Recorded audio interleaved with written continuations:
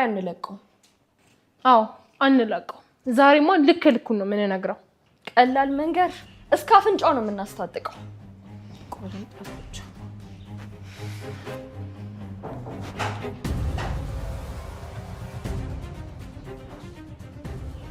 እናንተራችሁ የታባን ያደርከው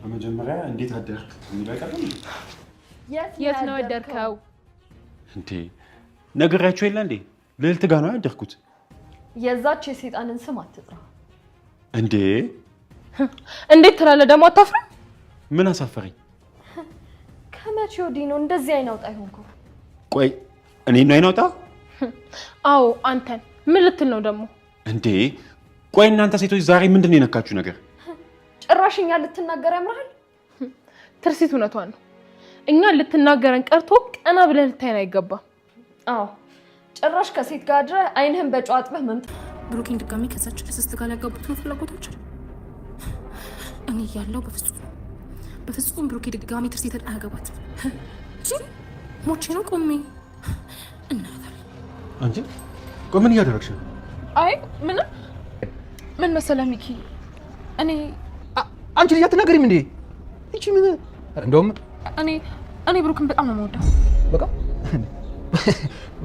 እኔ ነው የምነግርኝ እዛ ነው አዎ ምን ነው ሩቃ አንቺ የሆነ ጤነኛ አይደለሽ ሲጀመር ያምሻል ምን አደረኩኝ ወይስ አለመንከኝ በእውነት ከልቤ ነው ብሩክን ማፈቅረው ሩቃ አንቺ እኮ ብሩክን ማፍቀርሽን ባትወሪም ሁሉም የሚያውቀው ነገር ነው ይሄ እኮ ሀገር ያወቀው ሚስጥር ነው ምን ሆነሽ ነው አንቺ እንዴት ላቅ ይችላል ማለቴ እኔ ለመጀመሪያ ጊዜ እኮ ላንተ ነው የነገርኩት አይ በቃ አንቺ ፈዛዛ ሳትሆኚ ጅልም ጭምር ነሽ ማለት ነው እንዴ ምን አደረኩኝ አንቺ እኮ ብሩክ እንደምታፈቅሪው ለማወቅ እውር አለመሆን ብቻ በቂ ነው ምክንያቱም እውር ካልሆንሽ በቃ ማንንም አንቺ ብሩክ እንደምታፈቅሪው ያውቃል ቀላል እኮ ነው እሺ በቃ እኔ አሁን የነገርኩህ እንድትረዳኝ ነው ማን ነው የሚረዳሽ እባክሽ እኔ ሚኪ ነኝ አንቺ የምረዳው ቀልጃለሽ እንዴ እኔ ስንት ስራ አለብኝ ሰው ነኝ እሺ እኔ ከዚህ በላይ የብሩክን ፍቅር መቋቋም አልችልም እባክህ በተደጋጋሚ የተጠየቀችውን ጥያቄም በእህታዊነትና በወንድማዊነት ነው እንጂ ሌላ ግንኙነት የለንም እያለች ስታድበሰብስ የቆየችው ርብቃ ዛሬ እንግዲህ ብሩኬን ማፍቀሯና እንዲሁም መውደዷን በግልጽና በይፋ ለሚኪያስ ተናግራለች ማለት ነው። ሚኪያስም ቢሆን ትርሲትን ይወስድብኛል በሚል ስጋትም እንግዲህ ርብቃንና ብሩኬንም አጣምሮ ከነሱ ህይወት ለመውጣት ነበር የሞከረው። ታዲያ ሚጣ ይሄን ነገር አልተቀበለችም ነበር።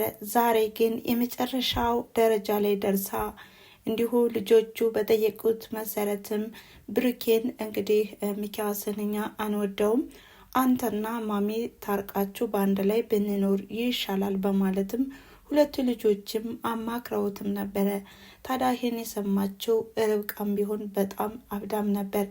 ድጋሜ ብሩኬ ወደ ትርሲት መመለስ የለበትም በጣም የምወደውና የማፈቅረው ሰው ሲያመልጠኝ እንዲሁ ቆሜ የማይ አይደለውም በማለትም የአባቷን ግልምጫና እንዲሁም ሁኔታም እችለዋለሁ በማለትም ወስና ለሚኪያስም ብሩኬን የኔ አድርግልኝ እንጂ የማደርግልህ ሁሉ ብዙ ነው በማለትም የጠየቅኝ ሁሉ አደርጋለሁ በማለት ተርገበገበች እንዲሁም ተማጸነችው።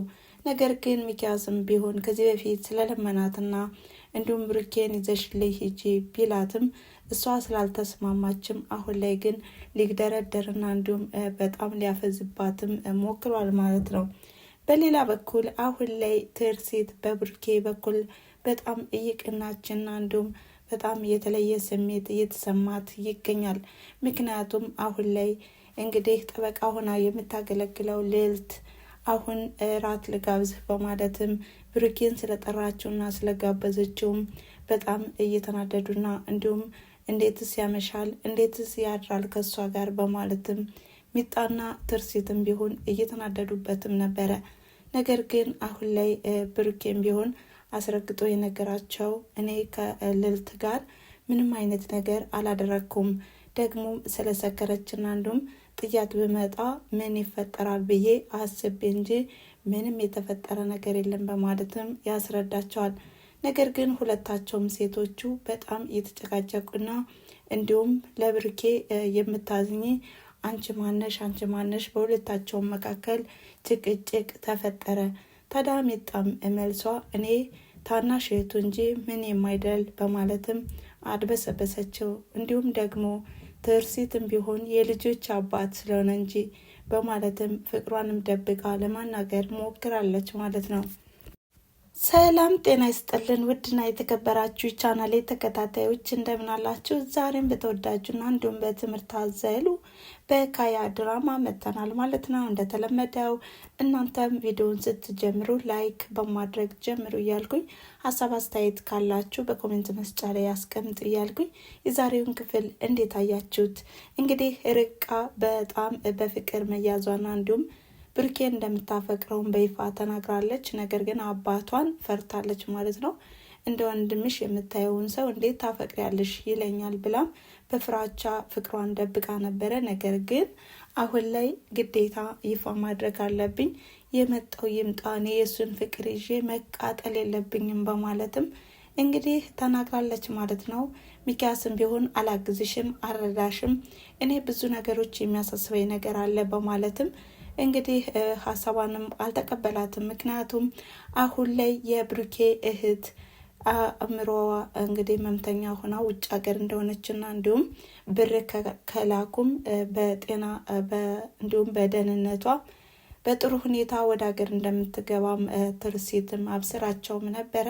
ነገር ግን ይህን የሰማው ሚኪያስም ቢሆን በንዴትና እንዲሁም በጣም በመናደር ነበረ ሲመለከታቸውም የነበረ። ታዲያ ለምንድን ነው እንደዚህ? እኔ ባለቤቷ እኮ ነኝ፣ የሆነ ነገር ስትወስን እኔን የማታማክረኝ በማለትም በተደጋጋሚ ሀሳቦች ሲነሱም ከዚህ በፊት ክፍልም ብዙ መንገዶችንም አይተናል ማለት ነው። ታዲያ ትርሲትም ቢሆን ይህንን መንገድና ፕሮሰስ ልትጀምርም ስለሆነ በጣም ተናዷል ማለት ነው። ሌሎቹ ቤተሰቦች ግን በጣም ደስ ብሏቸዋል።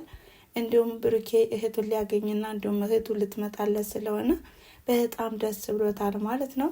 ታዲያ ይሄንም የሰማው ሚኪያስም ቢሆን ምን ላድርግ፣ እንዴት ነው ምን ባደርግ ይሻላል እያለም እያሰበና እንዲሁም እያመሰላሰለ ነበረ። በዚህ መሀል ሚጣ የጠየቀችው ማለት ነው።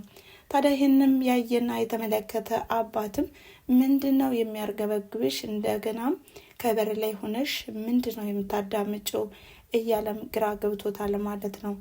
እንግዲህ በምን አይነት መንገድ ይመጡ ይሆን? አሁን ላይ ሚጣ ብሩኬን እንደምትወደውና እንደምታፈቅረው ማንም አያውቅም ነበረ። ነገር ግን ሚኪያስ አወቀ ማለት ነው።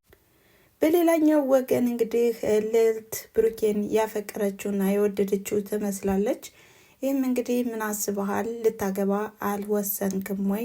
ደግሞስ ምንድን ነው ብቸኝነት? እያለችውም ወሬውንም ጀማምራለታለች ማለት ነው። ታዲያ እንግዲህ ሁሉንም ነገር አሁን ላይ መወሰን እንዳልቻለና እንዲሁም ሀሳብና ህልም እንደሌለውም ተናግሯል። እሷም ደግሞ አሁን ላይ እኮ አንተ ነጻ ነህ፣ ባለቤት ከሆነችም ሌላ ሰው አግብታለች በማለትም እንግዲህ ፍሪደም እንዲሰማው አድርገዋለች ማለት ነው። እንግዲህ በቀጣይስ በምን አይነት መንገድ ይመጡ ይሆን? የእውነት ብሩክ አሁን ላይ ምንም አይነት ሀሳብ የለውም ማለት ነው ወይስ አሁን ሚጣንም ቢሆን የሚያትና እንዲሁም የሚመለከታትም እንደ እህትነቱና እንዲሁም እንደ ታናሽ እህቱ ነውና በአሁኑ ሰዓትም አሁን ላይ ሚጣ እንደምታፈቅረውና እንዲሁም እንደምትወደው ሲሰማ ምን ይፈጠር ይሆን? ሀሳቧን ይቀበላት ይሆን ወይስ አሜን ብሎ ይቀበል ይሆን? ተመሳሳይ ስሜት ካለም እንግዲህ በአንድ ላይ ሆነው ይመጣሉ። ነገር ግን አሁን ላይ ብሩኬ እንደማይወዳትና ከእህትነት ከወንድምነት የዘለለ ስሜት ከሌለ ሚጣ ትጎዳለች ማለት ነው። እናም በቀጣይስ በምን አይነት መንገድ ይመጡ ይሆን? ሌላው የሚኪያስና የብሩኬ እህት ግንኙነት። የብሩኬ እህት አእምሮ በሽተኛ እንደሆነችም ሲሰማ እሱም ምንም አይነት ነገር አላሳየም። እንዲሁም ደግሞ ከእሱ በስተጀርባ የሆነ የተሰራ ነገር እንዳለ ነው የሚታየው።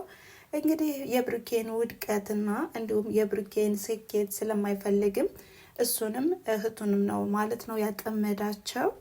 እናም አሁን ላይም ደግሞ አድራሻዋን ያለችበትን ሁኔታ እያጣራ ይገኛል ማለት ነው።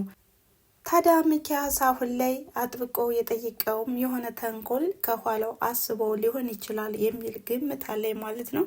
እናም የዛሬ ቪዲዮ ይሄን ይመስል ነበረ። ስለተከታተላችሁኝና አብራችሁ ስለቆያችሁ ከልብ አመሰግናለሁ በማለት በቀጣይ ቪዲዮ እስከምንገናኝ ድረስ መልካም ጊዜ። ቻው።